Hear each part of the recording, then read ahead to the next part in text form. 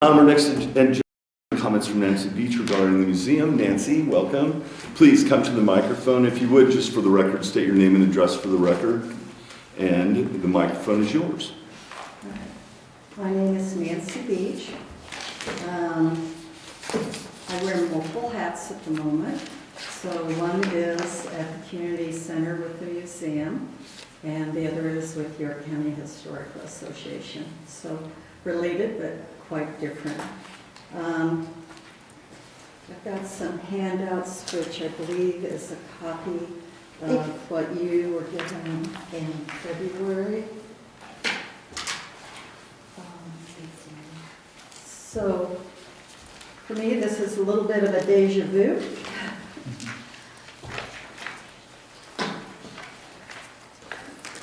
I've highlighted some areas in those and there, and those are the ones I wanted to really point out tonight.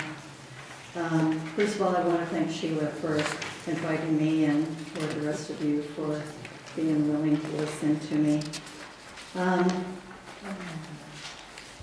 To say I'm biased, I will be the first to admit that. History is something I think is crucial, especially to children. And I think it defines who we are as a community.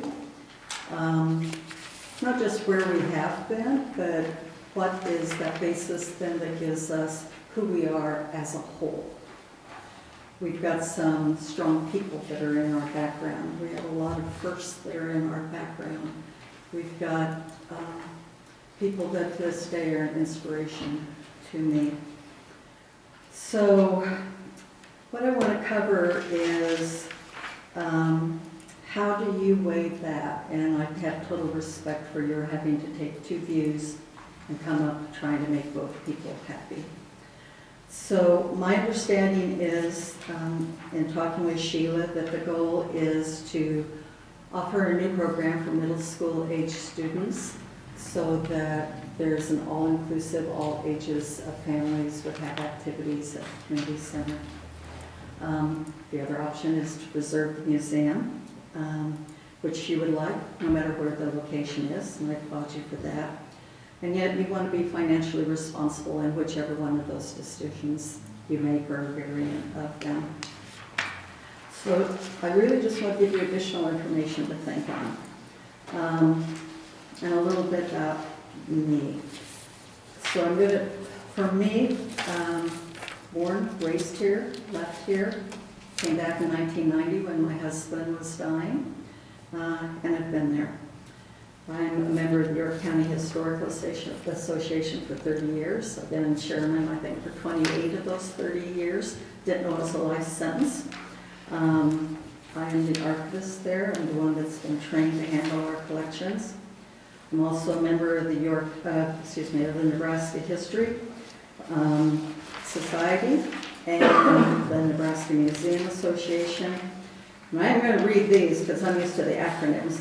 The American Association of State and Local History I'm a member of, also the Association for Living History, Farm and Agricultural Museums, and multiple of other museums. I've lived in their communities and I still maintain memberships with. In the past 30 years, I've taken every annual class offered by the State Historical Society on preservation and conservation. I've trained with the Fort Conservation Center in Omaha. I've had special training sessions that were offered, such as when we had a flood a couple of years ago, how to deal with documents that are in a flood condition or have been damaged by water sprinkler systems or whatever. And the Smithsonian sent a team out. I was part of the ones invited to attend that. I'm also ongoing taking classes with the American Association of State and Local History. They have a STEPS program, which is an ongoing credited program that we go. And that's me. So getting to the letter that you got, I've highlighted some areas. In the orange areas, you'll see that Mrs. Wallingford talks about the humidity and chlorine of the pool, and it was negatively impacting the museum objects. You'll see them on page 2. These I'm not going to disagree with. They were there, but she words them that it was a strong chlorine odor. And those of you that have been in there, I think you can detect a chlorine odor, but I don't know that it would be overwhelming. I don't think that is necessarily a term that you would use. She also mentions, and these are highlighted in yellow, that the fluctuations in temperature and humidity, along with exposure to ambient and ultraviolet, were negatively impacting the museum objects. And again, nothing to argue with there. In pink, you will see museum items were not stored in climate-controlled areas and not stored in archival quality media. And she found many historic costumes were hung by unpadded hangers and plastic wardrobe slip covers. She also noted then that the current status of these deficiencies within the community center. And I'd like to just square away today on that. So I was told the ventilation system was updated years ago to deal with the humidity issue from the pool and chlorine. You're right now working on that building and you're getting a new HVAC system, is my understanding, which will deal with that even further on it. The humidity and temperature, I began monitoring that the day that I first walked in and took responsibility for the museum. I put in a gauge. I've been tracking it now for 2.5 years. The humidity for a museum should range somewhere between 40 and 60%. It can be up to 65%, still be tolerable if it's staying at a consistent level. But anything outside of that is at risk for years. So we are there. During the summer of 2020, there were brief periods we were at 50%, but typically, if I look over that 2.5-year range, it ranged between 35 and 40%. So we were actually below where the humidity should be. In January of 2021, it fluctuated between 10 and 15%, where for museums it should be no lower than 40%. So we are not on a high humidity room because of the pool. We are in fact quite opposite. In fact, that 10 to 15% came, if you've, Barry, you've been over there quite a bit, with both of the main doors to the museum being wide open. And I took those readings at 5 feet off ground level, basically eye level to myself, in 4 different places throughout the hours I was there. And the last 2 months when I was there, 12 to 15 hours a day, I was still rotating the rooms on it in about a 4 or 5 hour rotation. In 2020, as she mentioned, the UV lights were not good. They're especially not good when you're in a display case. If you think of a showcase, they're all closed in, your lights at the top. So when it's a regular fluorescent bulb, it does 2 things. Number one, it creates heat. Anybody ever taken a fluorescent bulb out? They're hot. So you cut an enclosed heat within a case, and you've got the ultraviolet rays. So it's a lose-lose situation. So shortly after I started there, I purchased with my own money 24 light bulbs. I replaced every fluorescent bulb in that museum with an LED. And that resolved both of those issues. She mentioned clothing was stored in the janitor's area of the auditorium. When Kent was terminated, Joan Strong, Tom Brink, and I did a tour of the museum and the other places that the objects were stored to set a priority list. Where do we even start? And it was determined that the clothing that was in the auditorium in the small room behind the janitor's room was our highest priority. The blinds had bends in them, the direct sunlight was coming in. You had to walk through a room full of chemicals that was unbelievable in the smell. The items had been there so long that the boxes, some of them were about the color of these counters. They were cardboard boxes, which leads you to have insects because they eat the glue that's in the cardboard. There were stains on them. They were on wire hangers. The shoulders of many of them had rotted out because the wires had rotted. Some of them were in plastic bags like come from the cleaners, which are not archival quality, long ways away from being polypropylene. So we decided that was our first one. Anything that was on a hanger, not in a box, that was of archival quality, needed to be taken out of that environment, and that's what we did. That was the first task.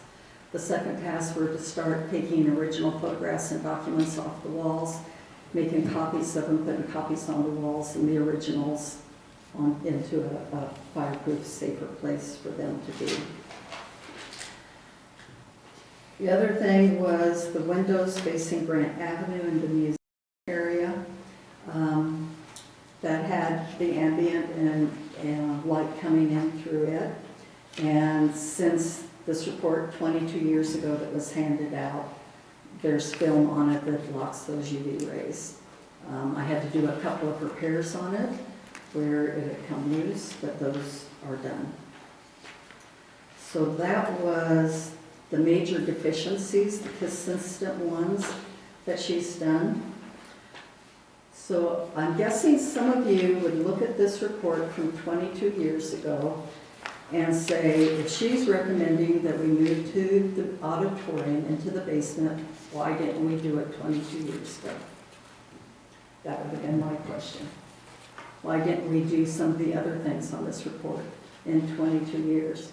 If fluorescent bulbs were bad, why, when they went out, didn't we replace them with LEDs? But let's go back to why it didn't move. There was a task force formed. If you look on the back of that letter, the last page shows who's on the task force, and you will see my name. When we had that task force meet, we were given the same document that you're holding. And initially, when we did that, we were agreeing with her. Why would we doubt her? However, what I brought up with was, and Mr. Krejci was there and Mr. Vavra were there was a second assessment done on the museum at the same time. It was done by Julie Riley, who is the director of the Ford Conservation Center in Omaha. And as a courtesy, instead of a formal assessment, which would go through how we keep books and how we store things, she offered to do a walkthrough just looking at the structures and the room itself. That report was not handed out to the task force, and I called both Mr. Krejci and Vavra on why that wasn't included, because it directly contradicted the report you're seeing. So Julie, having taken multiple classes at the Ford Conservation Center, when she got there, she says, walk with the teacher. And so I did walk with the teacher when she did hers. And what I told the committee is what I recalled from my conversation from her. As far as the museum, she noticed a minimal smell of chlorine in the community center lobby, but she did not notice any chlorine smell within the museum. She did not find the swimming pool was causing humidity issues within the museum, even though she had a small tester with her. The humidity level was in an acceptable range, and she even thought that the water in the pool could actually be a stabilizer to the collection in the museum. Because even if you look in this report or any report on a museum or an archival library, it's the fluctuation that's causing the damage. So with the pool having the same amount of water there, 24 hours a day, 365 days with few exceptions, it actually is stabilizing the humidity all the time. And so she saw that not as a detriment, but very possibly as something that was an enhancement. She agreed with Mrs. Wallingford on the lack of proper care of the collections. She did not feel the objects in the museum were at risk by remaining in their current location. At the basement of the auditorium, when we went over there, she barely walked into the room and she said, "You don't want your museum here." And my first question was why? It says, look at the wall. You can see mold. You can see where it has been flooded in the past. It's even been flooded multiple times if you look at the striation of where the damage is along the walls. And that would be coming in from the north side. If you're on the outside of the building, there is like a little ditch, a cement ditch for runoff, and it has one drain in it. So if that drain is clogged, or you get a heavy snow, the ledge between the curbing and the window is about a 4 or 5 inch one, so it's smaller than the road. So you think of a heavy rain in York, and you drive down the streets and the water is up to the curbs. That's what happens on the north side. So that was her first one. Then we looked at the rooms that were on the south side, and there was visible mold there. When Sheila and I walked over to go through it, I told Sheila, I said, well, last time I was in this room, there was mold. And she says, yep, that was over there. And you knew where the mold was.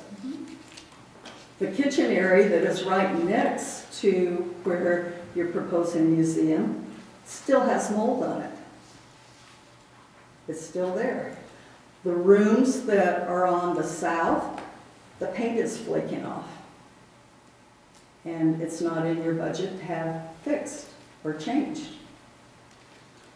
But that was what Julie noticed, that there had been flooding, it had been more than one time, and there was mold. All of those are far more damaged than anything that she saw over at the museum in its current location. She was also concerned about the proximity to the kitchen and potential damage to anything within the museum, whether it's from fire or smoke. That and the issues of lack of security and handicapped accessibility, those were her primary reasons for not thinking the auditorium would be the best choice. Now, when I went through that with the task force, I specifically asked Mr. Vavra and Mr. Krejci if I had misspoken anything that was on the report that they'd gotten, or if I had over-exaggerated, or if I'd left anything out. And both of them said no. And that is why, even though the letter you have says absolutely positively move it to the auditorium, that's why the task force said no. That was 22 years ago. Very little has changed in those 22 years, other than you have made the museum a better quality place to have your collections. When Train was doing the walkthrough the last time, they were doing it with me there. The lights are museum quality is how he described them. They're directional, that we can point them to different objects. Those are things we do not have in the auditorium. We have longer hours because as long as the building's open, somebody's at the front desk, the museum can go open. So you don't have to have the same staff, or you don't have to consider reducing the hours.